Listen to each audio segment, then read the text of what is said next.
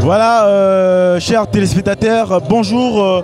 De partout vous nous suivez, mesdames et messieurs, d'Orcas à Dorciel, maintenant, dans le stade de Martyrs, là où nous autres, il y a Papa Tshisekedi des Ali. Alors, le long des Ali jour, il y a Rokundama, il y a nous autres, Toza Awa, Binomo Bokomona, ambiance des Ali, et c'est un des Ali, le peuple congolais, Nyonso, Ayeko Lela, de fin, Tien Tshisekedi. Nenge bokomona bandeko balandi bana poto nyonso big dédicace à celui qu'on appelle Dorcas la Dorciel, donc maman DG maman sociale biso lelo toye awa poto zo ambiance o ezali na stade de Martyrs to memela bino na bandaku to memela bino na bapoto to memela bino partout bozali. Alors moi et mon équipe nous allons essayer un peu de faire parler les gens parce que lelo ezali mukolo ya isengo eza mukolo ya isengo o bana mboka nyonso basangani po balela o babengi docteur Etienne Tshisekedi o amemaki combat o fardeau ezaki ya makasi. Donc on va essayer. Si vous voyez derrière moi bato bazali bazokota na stade de Martyrs esika nzoto mawe ezali mais biso avant tokota na kati tokomeka kolakisa bino ambiance ezali banda et puis tokokota na kati. Alors merci beaucoup. Merci beaucoup. Lelo za mokolo ya suka lelo samedi mokolo ya suka o nzoto ya Etienne Tshisekedi eko kende na mausolée esika ba bongisa ki pona ye. Alors on va essayer un peu de marcher. Nous allons essayer un peu de récolter quelques témoignages pour le peuple congolais nyonso bae katikati na esika oyo. Moi mon caméraman maestro, je pense que nous allons essayer un peu de marcher et puis recueillir quelques images.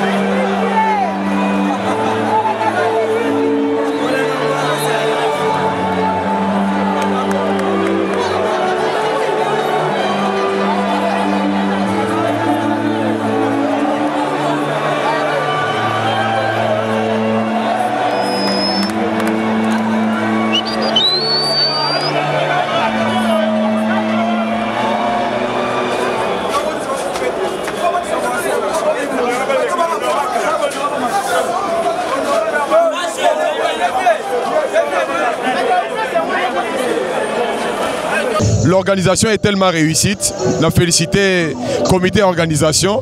Mais il faut qu'on permette presque à tout le monde d'avoir l'opportunité d'aller accompagner le feu Titi dans son dernier demeure, qu'il y ait de moyens de transport disponibles pour permettre à tout un chacun d'accompagner le vieux jusqu'à son dernier domicile. Okay, merci beaucoup. Donc voilà, avec cette ambiance, mesdames et messieurs, nous allons continuer de prendre Tolobi lelo Congolais nyonso fa loba, Congolais nyonso fa pesa vie na ye, oyo akomona ke non aza na posa ya koloba lelo akoloba, po eza événement moko eza mondial, monde mbabazo tala makambo ekoleka lelo na ki.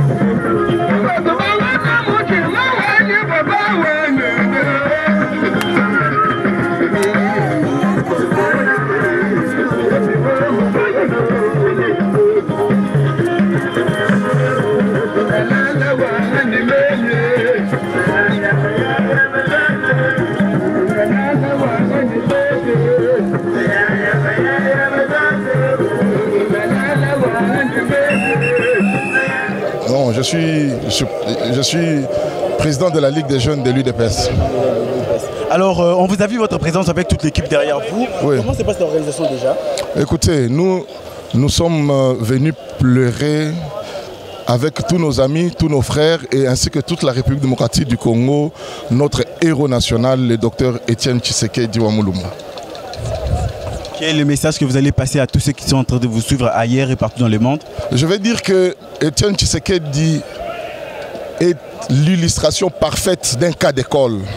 Donc quand on doit apprendre le leadership aux élèves, aux apprenants, on doit donner l'exemple du président Tshisekedi.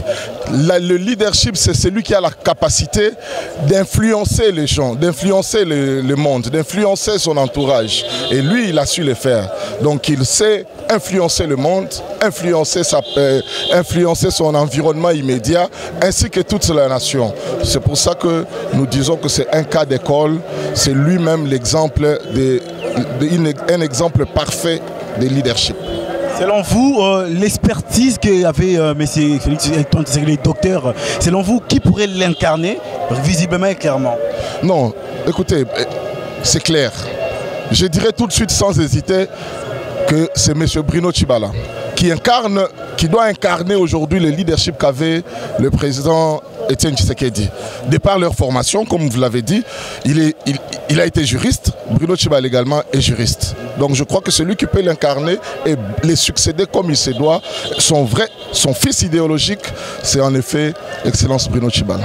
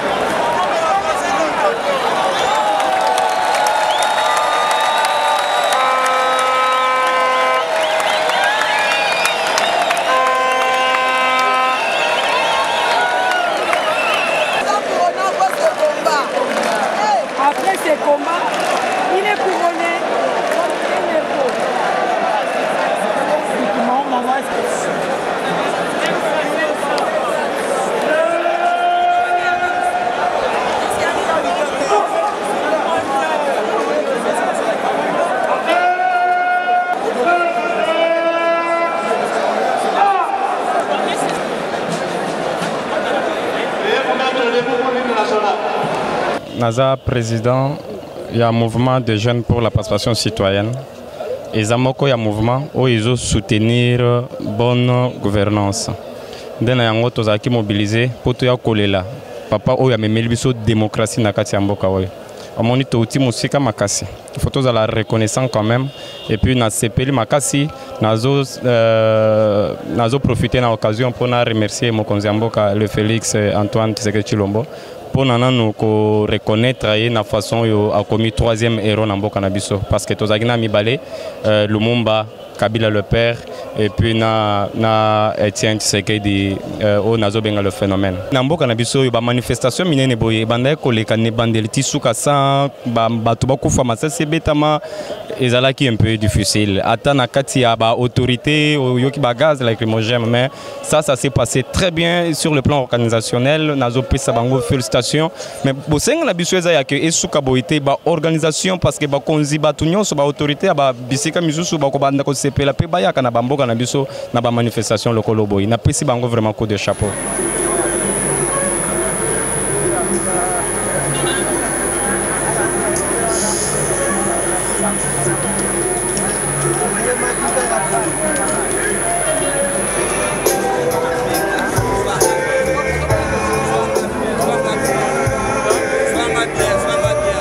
liberté d'expression tozalaka nango te mais lelo tokomi na liberté d'expression soki yo ozondima yango te nazopesa preuve moto ata moko te akokaki koloba na mboka oyo kofinga Laurent Désiré Kabila na télé na média akobanga Kabila parce que azalaki Joseph Kabila parce que azalaki président ya mboka mais yo kokomona Zoé oyo atelemi alobi mabe pona Etienne Tshisekedi est-ce que moni Félix asali likam c'est-à-dire début ya développement eza yango wana.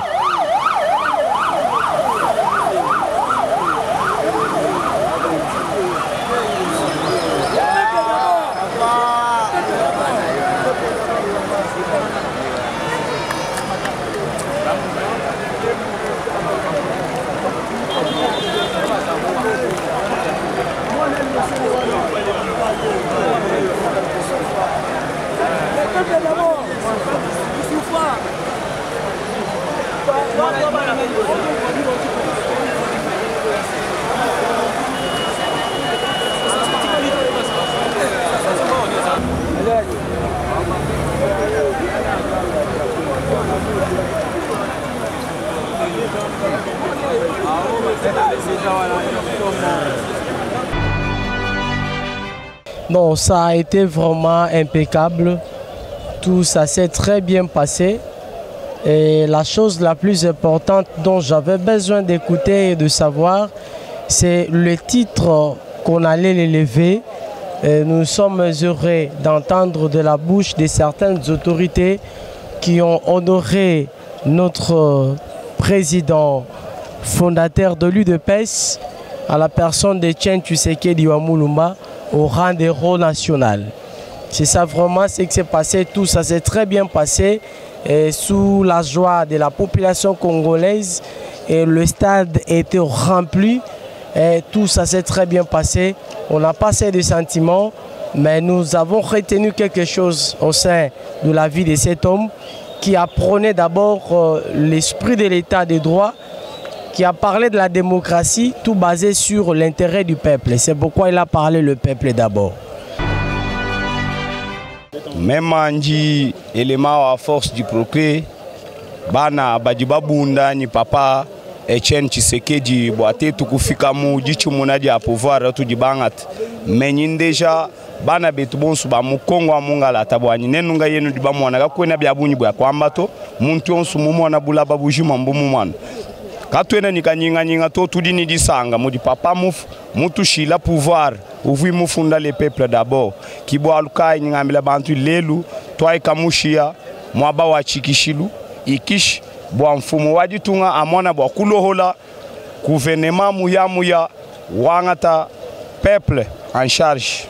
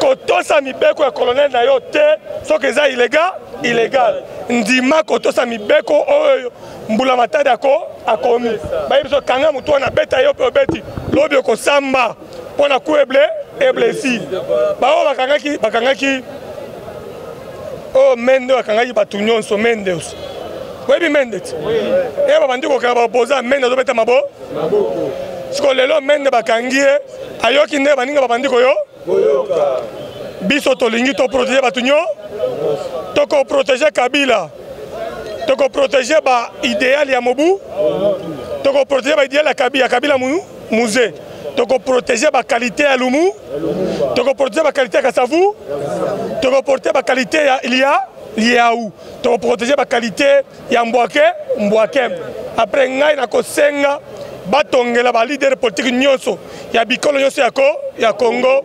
mémorial des leaders de la République démocratique du Congo. Ata oyo bataka biso. Ata oyo basala biso mabe. Tokolimbisa bango na komba Félix Tshisekedi Tshilombo.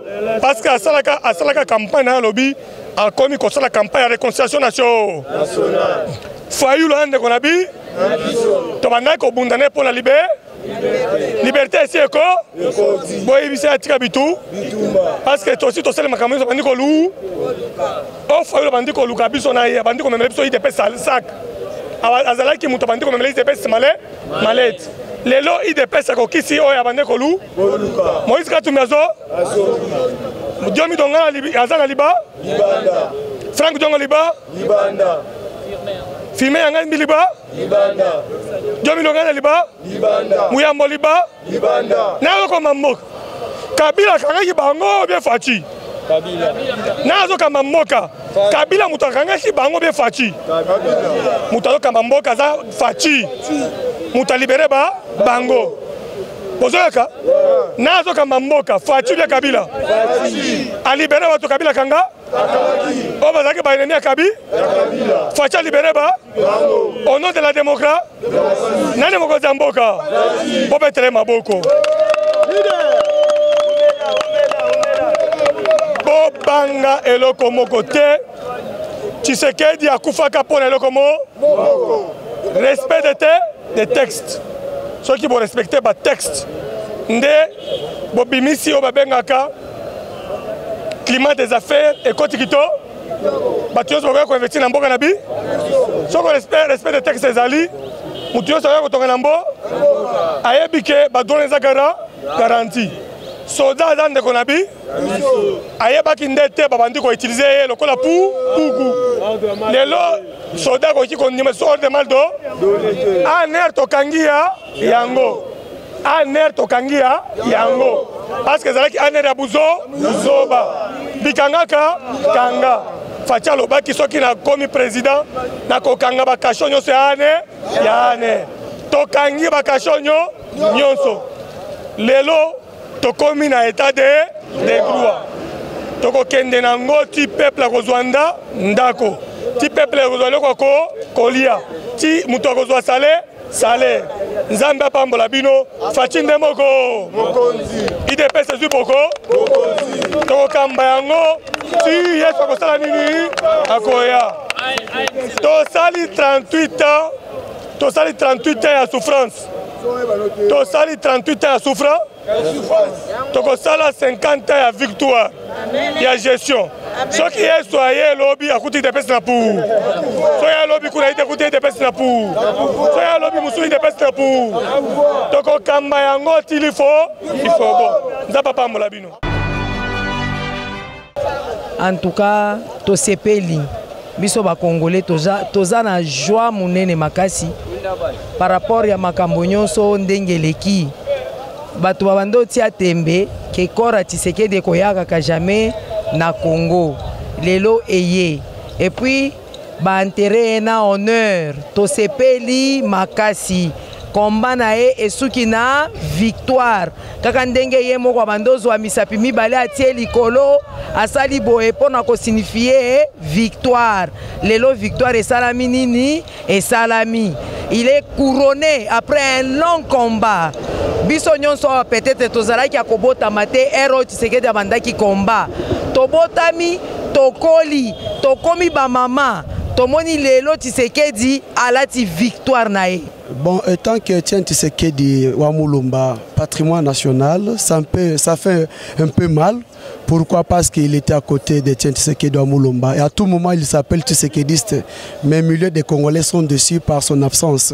Ce n'est pas du tout normal. C'est aujourd'hui qu'on confirme qui sont de vrais Tshisekedistes et ceux qui sont et ceux qui ne le sont pas. Parce qu'être à côté de Tshisekediste, je peux même vous donner l'exemple comme Bruno Tshibala. Il a été traité de tous les mots, mais je crois bien qu'il s'est présenté. Il a été débauché par le système de Kabila, mais il s'est représenté, et tant d'autres. Mais la personne comme Martin Fayulu ne pouvait pas manquer. Parce qu'il a fait peut-être des insultes que la population lui léguait également. Mais lui, étant combattant, il a combattu à côté d'Etienne Tshisekedi Wamulumba. Et si sont le deuil, on est dans le deuil, on était vraiment venu pour acclamer notre héros. Ce n'était pas l'occasion pour le jurer. Pourquoi? Parce que lui n'est pas dans le cas de Kabila. Il a l'état avec Etienne Tshisekedi Wamulumba pour le changement, pour l'instauration d'un état de droit et la vraie démocratie. Et aujourd'hui, il devait s'auto-pouvoir. Il devrait être à côté du père Etienne Tshisekedi Wamulumba. C'est-à-dire que maintenant, le lendemain ou après-demain, personne, chacun de nous répondra devant son histoire. Merci vraiment merci pour la fatigue et le ressali vraiment matangele qui trop bien organisé bien donc le peuple est toujours bazala pour na obebi ça vraiment batobele ba s'attendait que le calme boy et qui vraiment calme tout le monde qui ne le connaît mutu mota leli o ambulance yezo mutaku fait piquer crise non et qui vraiment bien calme donc le peuple est vraiment basali le mo ba to leli vraiment papa bien calme malgré maweza kaka mais président na biso tozana e toyebi ke aye po abongisa cha calme o nyonso zaki ya mabe akozipa batru wana po bana kini baleli trop et na bana kini misu bana bamboka mpaya mais to bayoka Kongo ezongi po nini biso na mboka na biso batu misu bayaka ba profitera awa biso tokomo tika mboka na biso komo luka hier mais po nini biso mon peut-être oyaka na kino na mboka na biso peut bongi awa to sema mbamnene awa et comme lelo batu ba kende par-ci par-là ki famille na za mboka ba kufi eza quand même sengoté. Mais ceux qui présentent vraiment à Salimaramde, le peuple balingara. Et là, liboso, nazalate, nazalé na Paris, ernaye. Bah, singa que non, président yaki, baba la moto quoi, avec Hollande belé. Baye ba fongoli portail boko tsabango ba beti bango ba to fimbu po nini ba ba kati le quoi ba luba président za muluba po la bango. OK président Tshisekedi wa muluba po na tout le monde. Ya ye pa tchakal ma bongisa. Mais si ko tribalisme nge ko ta pourquoi soza muluba comme que non président na bino non apo na biso nyo tout ça apo na bino bongo biso non quatre biso. Bonga na zona ba orientation na ko pesa te.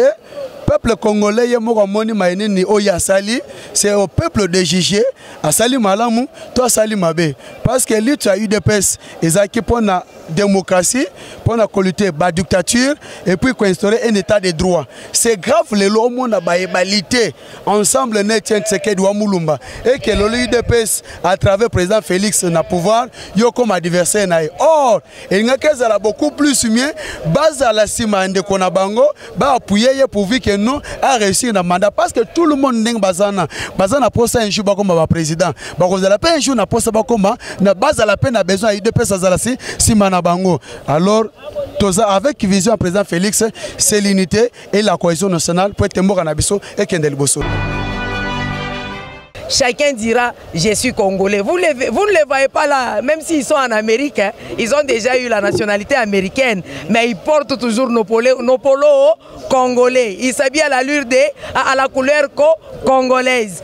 D'autres portent les polos des Zaïrois avec les flambeaux de Mobutu là pour dire quoi? Nous sommes congolais. Même si nous changeons de nationalité, mais le sang reste toujours notre sang hein, congolais. Donc tous à la patient, malembe batunyon so bazana poto. Ero bakomona ke biloko nyonso comme siko na rai bakozonga bakendaki na joate c'est parce que biloko ezalaki déraillé siko bakendaki koluka wapi bakozwa mwa lipa biso nyonso ne tozana na Kinshasa wato ebike soki matange ye njike akiti mwende matange ninganaka donc bakende oluka mwa lipa po soki njike akiti famille engenga mais siko awa bakobanda kozonga ero bamona famille peo na bando tindela lipa yango pe bando zongisela ngana poto bakoya. Etienne Tshisekedi Wamulumba combat naye oko comparant jamais na ya Fayulu. Pourquoi? Parce qu'à l'époque de Mobutu, Etienne Tshisekedi wa Mouluma bando combattre Mobutu en face et nous na Butu. Et ça qui n'est belé bando mibonga ba opposant mais na Butu bazo beta matolo et pas Mobutu. Mais ya bande ko ça la face na Mobutu face à dictature et non personne Mobutu. Toi na musée Laurent Désiré. Wa pa yebise que non to futa ba paya oyo mbongo na bango pourvu que biso to tika la kimia na mboka na biso. Musée aye na politique ya règlement des comptes au moni mayenini et komele face à que Joseph Kabila, ce n'est que la meilleure gestion. Parce que tout ce que nous sommes ce doit mouler ma bande sala, abanda ko bonisa mutute, abanda ko bonisa deux systèmes. C'est-à-dire que télémela biso tando télémela Kabila, les acquis système kabiliste et non la personne Kabila. Quand tenu à Moussalo, ndeko na biso Martin Fayulu azo sala. Opposition na peigno so du monde. Ezali mais toboite ke a s'opposer. Puisque les Congolais, les autres qui ont Martin Fayulu a s'opposé aussi au Silika. À s'opposer dans le régime de Salamé, il faut du temps. Avec le président de la République, il faut d'abord Assala Moussala. Nous sommes Congolais, tout juger. Ce n'est pas que Martin Fayulu ne moto à s'opposer, mais les premiers à s'opposer, c'est nous les Congolais. Puisque même il y a des leaders même de l'opposition, mais normalement, bisonde bateau population congolaise est numéro 1 pour nous opposer l'action au président de la République au parce que le président Mobutu fut un ancien président à l'époque du Zaïre. Je crois bien que malgré la dictature et tant d'autres antivaleurs, il fut quand même un ancien président de notre pays. Quand même, son corps doit être rapatrié dans la terre de ses ancêtres pour être enterré. Parce qu'on peut critiquer par rapport à la dictature, mais il avait à son époque, il avait une armée forte que personne, même les voisins, n'osait même pas faire du n'importe quoi aux Aïrois. Donc c'est bien, c'est pour prouver en force du monde que réellement l'UDPS est au pouvoir, non seulement pour son parti politique, mais c'est pour l'intérêt de la population congolaise et chercher à mettre ensemble cette unité. Donc l'UDPS ayant comme slogan « Peuple d'abord », c'est une bonne chose, nous l'attendons. Oui, Martin Fayulu et Longana Koyebisaye Zalike, le combat qui doit mener à Kokiko s'étaler sur la vérité des irnétés, parce que l'opposition azawana pour corriger juste Bambeba Oyo présent en exercice à Zosala. Donc Fayulu il doit prendre le quinquennat de Félix à Tchango na table, comme ça il aura la possibilité à s'opposer comme une opposition républicaine. Mais du fait qu'il y a côté les mako créé azo crié wana isa sous opposition té. Là il commis acharnement.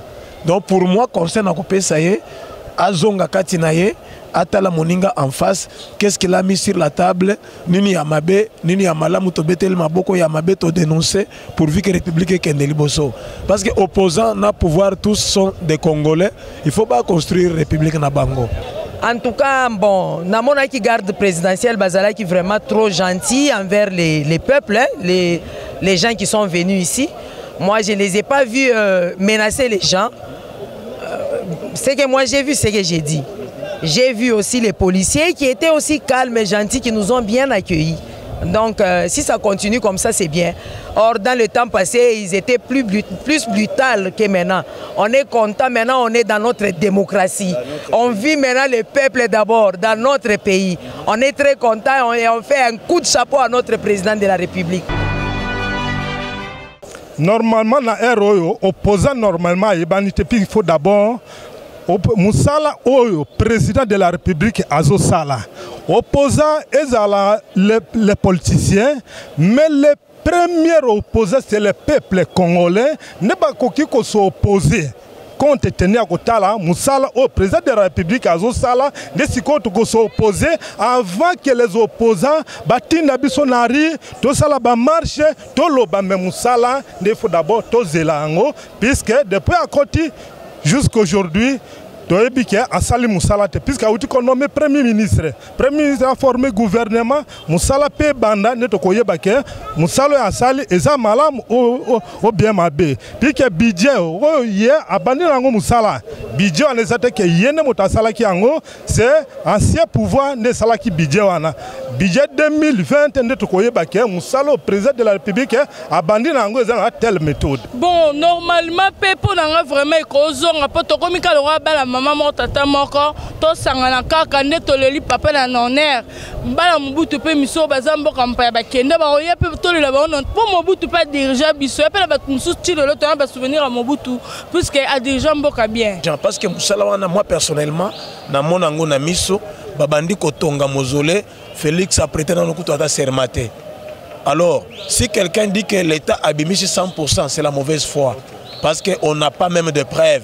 Mais auto moni na miso, ngai personnellement, mausolée tongami sans que l'État a payé un centime. En tout cas, l'événement est marqué, surtout Bisso Bayanké à Kinshasa. Bayanké, tout ce pays pena pour héros national, le loi mon vrai héros, c'est Papa Etienne Tshisekedi de Amulumba. Tout ça qui est héros avant hier, mais le lot. Congo mobimba pe monde entier partout dans les fins fois Monique est vrai héros ya ba congolais mais yango to lele na honneur tala honneur ya bozala te ba sek na eleki na sengo na kimia nyoso etake yankazo pese la pena boy donc mabezala gite mutu te en tout cas biso moto sensi pena que papa pamola moi na yango senga gito pamola pe papa yango to honoré en tout cas c'est bien. Alors le docteur Etienne Tshisekedi a que paiement et si ka ba ponela qui est au babengi mausolée naé donc merci vraiment na ndenge bolandi biso partout dans le monde. Moi pendant l'UTT j'étais content de vous présenter cet élément. Alors je pense que totikali na moi souvenir na moi liloba o nyonso ba na kin ba sepeli nango. Merci vraiment na ndenge organisation Salami. Merci na Dorcas et la Dorsel TV mama bana donc babi DG vraiment tozaki vraiment nesengo bana kin nyonso bana Congo mobimba partout dans le monde ba sepeli vraiment na ndenge activité leki na bopeto nyonso leki na kimia batu bazokite batu babelité bon certes que bablo amike zala nango mais il s'est fait que Makambo Stili Ndenge et Longo Bani. Alors moi particulièrement je vous dis merci de nous avoir suivis et on se retrouve très prochainement sur un nouveau numéro dans votre magazine ou Dorcas et Dorsel TV. Merci beaucoup.